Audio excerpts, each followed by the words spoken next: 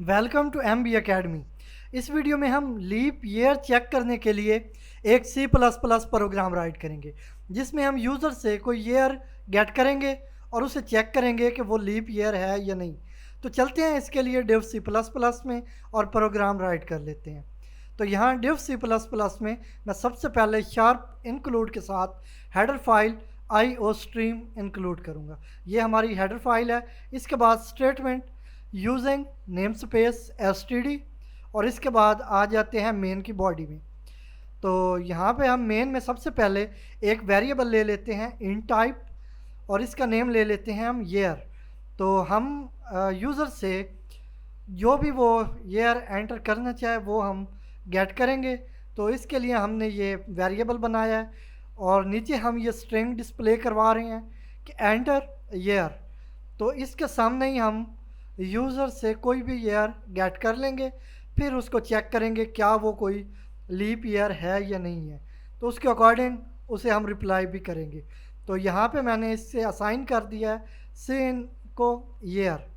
और अब चलते हैं इसको चेक करने के लिए हमें कुछ रूल्स अप्लाई करने होंगे और उसके लिए हमें एक फ़ंक्शन यूज़ करना होगा। तो वो फंक्शन हम यहाँ मेन से पहले यूज़ कर लेते हैं। तो मैं यहाँ ज़रा सा स्पेस दे लेता हूँ एक दो लाइंस का।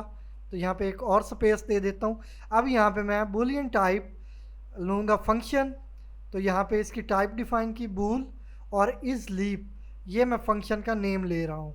तो इसके बाद इसे हम एक आर्गुमेंट देंगे, तो वो होगा ईयर। मतलब इसमें हम वैल्यू लेंगे ईयर की और इसके अकॉर्डिंग इसे हैंडल करेंगे। तो वो कैसे करेंगे, इसके लिए हमें कुछ रूल्स को फॉलो करना होगा। तो वो मैं यहाँ पे पहले कमेंट आउट करके डिफ़ाइन कर देता हूँ कि वो कौन से रूल्स हैं जिनको यूज़ करते हुए हम चेक कर सकते हैं कि जो यूज़र ने ईयर एंटर किया है वो एक लीप ईयर है या नहीं है। तो ये रूल्स हैं कुछ ग्रेगोरियन कैलेंडर के, जिसके अकॉर्डिंग सारे हमारे सिविल कैलेंडर डिज़ाइन किए जाते हैं। तो ये इसने कुछ रूल्स बताए हैं हमें।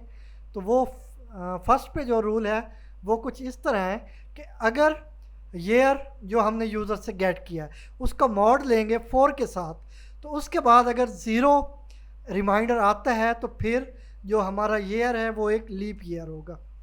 तो ये मैंने यहाँ पे डिफ़ाइन कर दिया। If year is divisible by 4 then year is leap.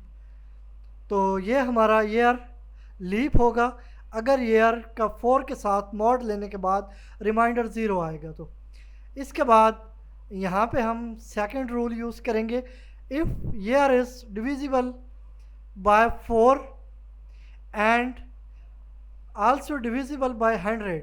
तो अगर ये 4 और 100 दोनों के साथ डिविजिबल होता है तो फिर वो लीप ईयर नहीं होगा। तो इसके बाद हम एक और रूल है वो भी यहाँ पे मैं डिफ़ाइन कर देता हूँ, if year is divisible by 4 and 100।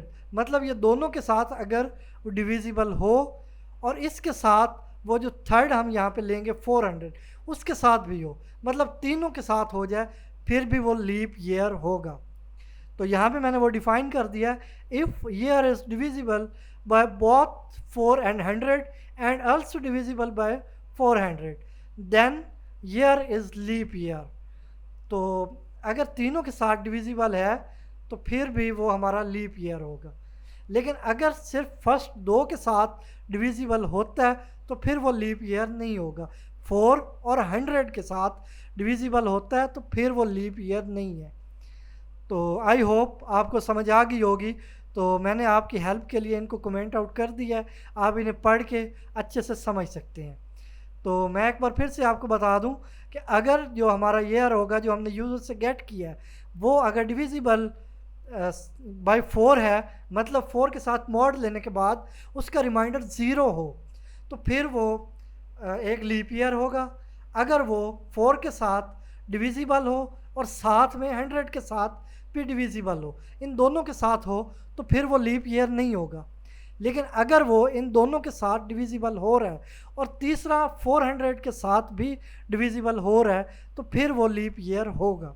तो मैं यहाँ पे ये कंडीशन सेट कर लेता हूँ, इफ़ ईयर और ईयर का हम यहाँ पे मॉड ले रहे हैं 4 के साथ, और यहाँ पे हम कर देते हैं is not equal to zero, कि अगर हम 4 के साथ ईयर का मॉड लेते हैं तो वो ज़ीरो नहीं होता, तो फिर हमें फॉल्स रिटर्न होगा। तो यहाँ पे मैंने कर दिया रिटर्न फॉल्स। तो अगर रिमाइंडर ज़ीरो नहीं होता ईयर का 4 के साथ मॉड लेने के बाद, तो फिर हमें फॉल्स रिटर्न होगा। इसी तरह हम सेकंड कंडीशन यहाँ पे सेट कर लेते हैं, if year mod 100 is not equal to zero. तो अब अगर ये यहाँ पे ज़ीरो के साथ 100 के साथ मॉड लेने के बाद इसका रिमाइंडर ज़ीरो नहीं है, तो फिर ये ट्रू है, मतलब इसे इक्वल टू ज़ीरो नहीं होना चाहिए, फिर हमें ये ट्रू रिटर्न करेगा। इसके बाद हमारी जो थर्ड रूल था हमारा, उसको यहाँ पे चेक कर लेते हैं। एल्स इफ़ ईयर मॉड 400, मतलब 400 के साथ ईयर का मॉड लेंगे और वो अगर रिमाइंडर उसका ज़ीरो नहीं आता तो वो भी हमें फॉल्स रिटर्न करेगा। तो यहाँ पे हम कर लेते हैं रिटर्न फॉल्स, मतलब ईयर का 400 के साथ मॉड लेने के बाद रिमाइंडर ज़ीरो होना चाहिए। तो यहाँ पे रिटर्न फॉल्स हो रहा है अगर रिमाइंडर ज़ीरो नहीं होता। तो इसके बाद एल्स में चलते हैं, और इसके अलावा कुछ भी और रूल या कंडीशन हो तो फिर हम ट्रू रिटर्न करवाएंगे। तो यहाँ पे उससे क्या मतलब है, मतलब एल्स का क्या मतलब होगा यहाँ पे, कि अगर 4 के साथ वो डिविजिबल है, बाकी दोनों के साथ नहीं है, 100 और 400 के साथ नहीं है, तो फिर भी वो लीप ईयर है। अगर वो 4 के साथ और 400 दोनों के साथ है और 100 के साथ नहीं है, फिर भी वो लीप ईयर है। लेकिन अगर वो 4 और 100 के साथ रिमाइंडर उसका ज़ीरो नहीं आता, लेकिन सिर्फ 400 के साथ मॉड लेने के बाद उसका रिमाइंडर ज़ीरो आ जाता है, तो फिर भी वो लीप ईयर होगा। तो यहाँ पे मैंने सेट कर दिया है आपके लिए, आसानी के लिए मैंने ऊपर टाइप भी कर दिया है, और यहाँ पे आपको समझाने की कोशिश भी कर रहा हूँ डिटेल में। तो ये अगर दोनों के साथ इसका 4 और 100 दोनों के साथ इसका मॉड रिमाइंडर ज़ीरो आ रहा हो, तो फिर वो लीप ईयर नहीं है।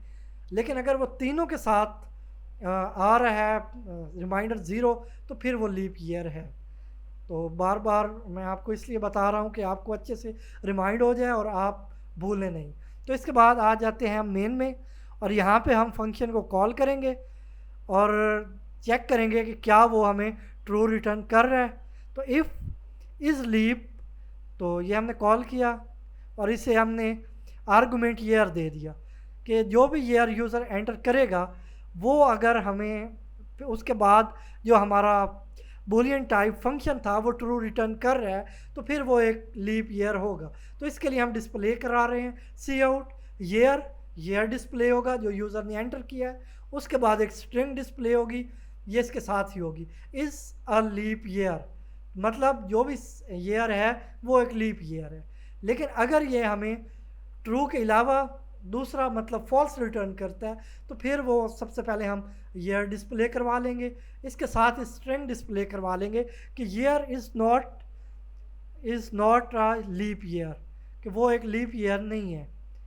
तो इसको मैंने यहाँ पे हैंडल कर लिया, सब कंडीशन सेट करके फंक्शन को कॉल कर लिया यहाँ पे, और अगर वो हमें रिटर्न ट्रू कर रहा है तो फिर वो एक लीप ईयर है, लेकिन अगर वो हमें फॉल्स रिटर्न कर रहा है तो वो लीप ईयर नहीं होगा। तो इसको सेव कर लेते हैं, मैं इसका नेम रख लेता हूँ लीप ईयर, और इसके बाद इसको सेव कर लेते हैं। अब मैं इसे कंपाइल करूँगा ताकि चेक कर सकें कोई एरर वगैरह तो नहीं है, और कंपाइल करना ज़रूरी भी होता है। तो F9 के साथ कंपाइल किया, एरर हमारे पास कोई नहीं है, तो F10 के साथ रन कर लिया। अब यहाँ पे मैं ईयर एंटर करूँगा, तो मैं सबसे पहले दूंगा 2010, मतलब 2010, तो ये एक लीप ईयर नहीं है। तो इसके बाद इसे क्लोज करके, अच्छा ये एक प्रॉब्लम है, इसे हमें अगर 10 ईयर्स चेक करने होंगे तो बार बार इसे हमने क्लोज करना होगा, फिर से रन करना होगा, तो इसे हम हैंडल कर लेते हैं। उसके लिए हम यहाँ पे वाइल लूप यूज़ करेंगे। तो इसका फ़ायदा ये होगा, इसमें ट्रू आर्गुमेंट दे देते हैं, तो इसका फ़ायदा ये होगा कि जब तक हम चाहें प्रोग्राम चलता रहेगा, जब हम एग्ज़िट करना चाहें खुद से तो फिर हम एक यहाँ पे कमांड सेट करेंगे, उस कमांड को यूज़ करते हुए हम प्रोग्राम से एग्ज़िट कर जाएंगे। तो यहाँ पे वो मैं कमांड्स बता देता हूँ। वाइल ट्रू मतलब कब तक ट्रू होगा वो मैं बताता हूँ यहाँ पे। तो सी आउट हम स्ट्रिंग डिस्प्ले करवाएंगे, जिससे हम यूज़र को हेल्प देंगे कि एंटर 1 फॉर एंटर ईयर, कि अगर वो 1 एंटर करेगा तो उसके बाद वो प्रोग्राम में चलता रहेगा और ईयर एंटर करेगा और उसे चेक कर सकेगा कि क्या वो एक लीप ईयर है या नहीं है। तो अगर वो एग्ज़िट करना चाहेगा, मतलब उसे फर्दर और कोई ईयर चेक नहीं करना, तो फिर वो 0 एंटर करके प्रोग्राम से एग्ज़िट कर सकता है। तो यहाँ पे मैंने इसे एक वेरिएबल चॉइस दे दिया और इसे ऊपर मैं डिक्लेयर भी कर लेता हूँ। तो इंटीजर टाइप चॉइस वेरिएबल लिया और सी एन को मैंने असाइन कर दिया हुआ है। अब हमने यहाँ पे कंडीशन सेट करनी है कि यूज़र अगर 1 एंटर करता है तो फिर हम ये जो सारा प्रोसेस यहाँ पे बना चुके हैं ये उसकी बॉडी में दे देंगे हम। If choice is equal to 1, तो अब ले लेते हैं इफ़ की बॉडी। तो अगर यूज़र ने 1 एंटर किया होगा तो फिर वो इस इफ़ की बॉडी में आ जाएगा और ये बॉडी कहाँ तक रहेगी, ये जहाँ तक हमने ये एल्स यूज़ किया हुआ है कि else year is not a leap year, तो इसके बहुत बाद तक यहाँ पे ये हमारी जो इफ़ 1 की कंडीशन है इसकी बॉडी आ जाएगी। तो इसके बाद एल्स इफ़ की बॉडी आएगी या कंडीशन आएगी। तो चॉइस इज़ इक्वल टू 0, कि अगर यूज़र 0 एंटर करता है तो फिर इसकी बॉडी में हम जो हमारा बिल्ट इन मेथड होता है एग्ज़िट का वो यूज़ करेंगे और आर्गूमेंट देंगे 0। तो यहाँ पे काफ़ी क्लोजिंग हो चुकी हैं, इनको मैं डिफ़ाइन कर लेता हूँ कमेंट आउट करके ताकि मिक्सअप ना हो जाए। तो ये मेन है, वाइल है और इससे ऊपर ये हमारी एल्स इफ की है, मतलब जो कंडीशन 0 है। तो यहाँ पे मैं सेट कर देता हूँ कंडीशन 1 नहीं सॉरी 0। तो ये कंडीशन 0 की बॉडी है और इससे ऊपर एल्स इफ़ से ऊपर जो हमारी कंडीशन 1 है उसकी बॉडी मतलब उसकी क्लोजिंग है। तो ये मैंने इसकी सारी क्लोजिंग कमेंट आउट कर दी हैं ताकि मिक्सअप ना हो और आपको कोड समझना इजी रहे। तो यहाँ पे मैंने इसको कंप्लीट हैंडल कर लिया हुआ है।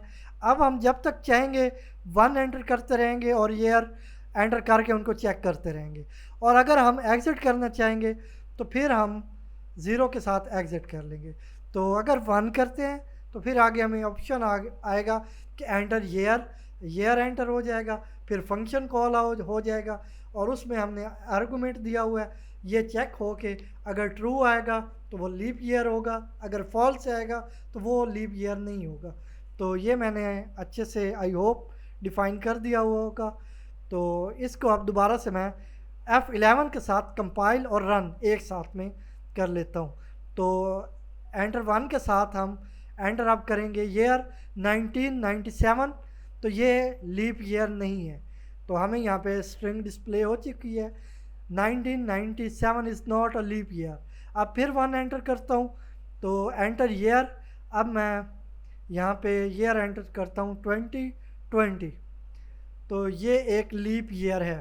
तो हमें रिस्पांस मिल चुका है 2020 इज़ अ लीप ईयर। इसके बाद हम कुछ और ईयर चेक करना चाहें तो हम यहाँ पे वो भी एंटर कर सकते हैं 2022, तो ये एक लीप ईयर नहीं है। तो यहाँ पे हमें रिस्पांस मिल चुका है कि 2022 is not a leap year. इसके बाद हम एक और चेक कर लेते हैं, तो इस बार हम करते हैं 2024, तो ये एक लीप ईयर है। तो इस तरह हमने जितने ईयर चेक करने हो कि वो एक लीप ईयर है या नहीं है, तो उसके लिए हम यहाँ पे एंटर करके चेक कर सकते हैं। 0 के साथ हमने प्रोग्राम से एग्ज़िट कर लिया। तो ये था एक C++ प्रोग्राम चेक करने के लिए कि जो गिवन ईयर है वो एक लीप ईयर है या नहीं है। आई होप आपको इसकी अच्छे से समझ आई होगी और ये वीडियो आपके लिए काफ़ी यूज़फुल होगी।